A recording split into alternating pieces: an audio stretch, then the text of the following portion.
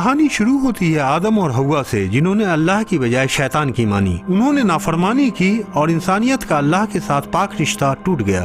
گناہ کا تجربہ کرنے والے وہ پہلے افراد تھے اور گناہ سے موت آئی۔ انہوں نے اپنے ننگے پن کو درختوں کے پتوں سے ڈھکنے کی کوشش کی، لیکن اللہ اس سے خوش نہیں ہوا۔ اس نے انہیں جانور کے چمڑے کے کپڑے پہنائے۔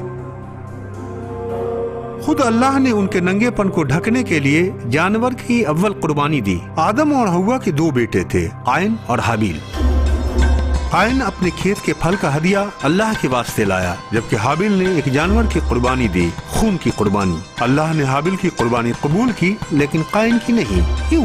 کیونکہ گناہ کی سزا موت ہے، اللہ سے ہمیں جدا کرتا ہے اور لازم ہے کہ ادا کی جائے زندگی سے۔ قائن نے جل کر حابیل کو قتل کر دیا اور انسانیت کی بڑی جماعت کو تاریک راہ میں لے جانے والا پیشوا بنا۔ سینکڑوں سال بعد حالات اتنے برے ہو گئے کہ اللہ نے فرمایا زمین پر کوئی بھی ایسا نہیں جو زندہ رہنے کا مستحق ہو، ایک بھی نہیں سوائے نوح اور اس کے خاندان کے۔ اللہ نے نوح سے ایک کشتی بنانے کو کہا، ایک بڑی سی کشتی، اور ایسا کرتے ہوئے اس پیغام کی بشارت کرو۔ گناہ کی عدالت ہونے والی ہے، اس سے نجات اور خدا کے رحم کو حاصل کرنے کی صرف ایک راہ ہے، یہ کشتی۔ وہ ہنسے اور نوح کا مذاق اڑایا جب تک کہ آسمان سے بارش ہونے لگی اور گہرائی سے پانی پھوٹ کر نکل آیا، جبکہ لوگ تیار نہیں تھے۔ طوفان نے ہر ایک شخص اور جانور کو ہلاک کر دیا اور دنیا اپنے گناہ کے سبب سے ہلاک ہوئی۔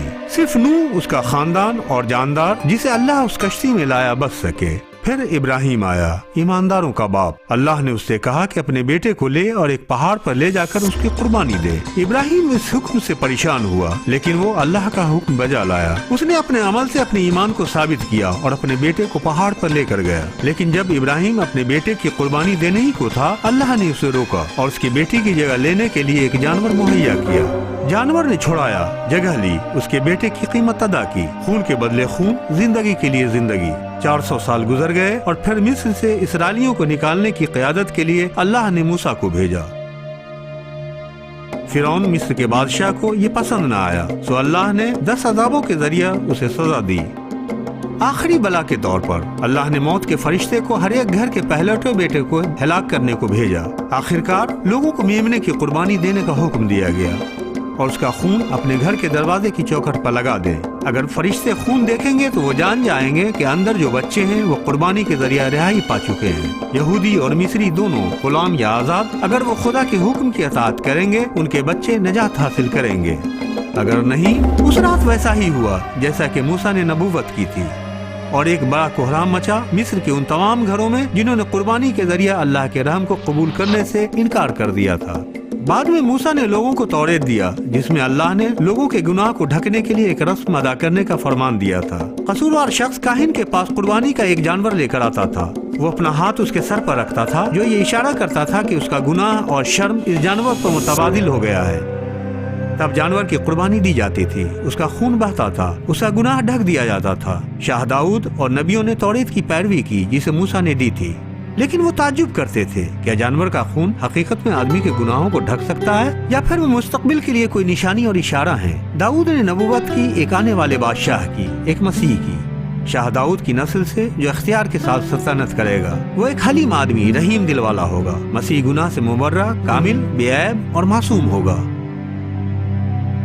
وہ دکھ اٹھائے گا، مارا جائے گا اور ایک کامل قربانی ہوگا۔ وہ ایک عظیم قربانی بن جائے گا۔ عیسیٰ کی پیدائش ایک چنی میں ہوئی تھی، کیونکہ کسی کے پاس اس کے لیے کمرہ نہیں تھا۔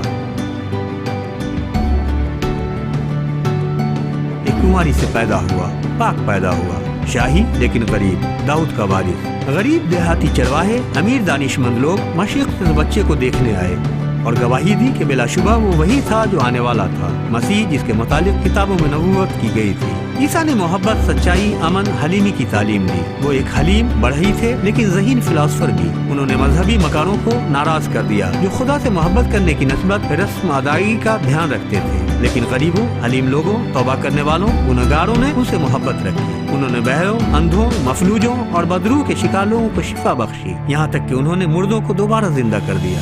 ایک بے گھر آدمی، ایک گھمک، ایک انقلابی جو اللہ سے محبت رکھنے والوں کو کثرت کی زندگی جینے کے لیے بلاتا تھا۔ عیسیٰ نے اللہ کو اپنا باپ کہہ کر بلایا اور انسانیت پر ظاہر کیا کہ قادر مطلق آپ سے ابا کی طرح پیار کرتا ہے۔ اللہ انسان سے اپنے بچوں کا سا رشتہ رکھنا چاہتا تھا، لیکن ایک دقت تھی، وہ لوگ اب تک گناہ سے پر تھے، جبکہ اللہ پاک ہے۔ आदमी का गुनाह आदम से शुरू हुआ और लोग अपने अल्लाह से जुदा हो गए, और मसीह को पता था कि लोगों को वापस लाने के लिए उन्हें क्या करना था। यूहन्ना बपतिस्मा देने वाले ने ईसा के मुतालिक ये कहते हुए नबूवत की थी, देखो अल्लाह का मेमना जो दुनिया के गुनाह उठा ले जाता है। ईसा मसीह थे, चुने हुए, अजीम कुर्बानी के लिए मखसूस किए गए, कभी भी गुनाह नहीं किया। वो पाको साफ थे, कामिल और गुनाह का कफ़ारा अदा करने के लायक थे। कसूरवारों के बदले में एक मासूम, गुनाहगार लोगों के बदले में एक पाकबाज। उन्होंने ये अपने बाप के लिए किया, इंसानियत के गुनाह की कीमत अदा करने के लिए, उन्हें गुनाह की गुलामी से आजाद करने के लिए, और उन्हें फिर से बहाल करने के लिए जिसे आदम ने खो दिया था, अल्लाह के साथ एक कामिल रिश्ता। ईसा सलीब पर मरे, यहूदियों की वजह से नहीं रूमियों की वजह से, बल्कि अल्लाह अपने बाप के हाथ से। अल्लाह ने ईसा की कुर्बानी वो पूरा करने के लिए दी जो नबियों के जरिए लिखी गई थी, कि वो अल्लाह का मेमना बन गया जो दुनिया के गुनाह उठा ले जाता है, आपका और मेरा। लेकिन वो यही नहीं ठहर गया। 3 दिनों के बाद अल्लाह ने ईसा यानी मसीह को मुर्दों में से जिंदा कर दिया, उन लोगों से किए वादे के मुताबिक जो उन पर ईमान लाए थे, कि वो लोग भी हमेशा की जिंदगी के लिए दोबारा जिंदा कर दिए जाएंगे। इसके बाद ईसा ने अपने शागिर्दों से वादा किया कि वो फिर वापस आएंगे, लेकिन इस बार एक मुंसिफ और बादशाह के तौर पर। मसीह इंसानियत के लिए अल्लाह का तोहफा है कि वो सब गुनाहों में नहीं मरेंगे और न अल्लाह से अलग किए जाएंगे, लेकिन ईसा की कुर्बानी को कबूल करके अल्लाह के साथ एक कामिल रिश्ते में बहाल किए जा सकते हैं। लेकिन किसी और तोहफे की तरह ये आपका नहीं है जब तक कि आप उसे ले न लें।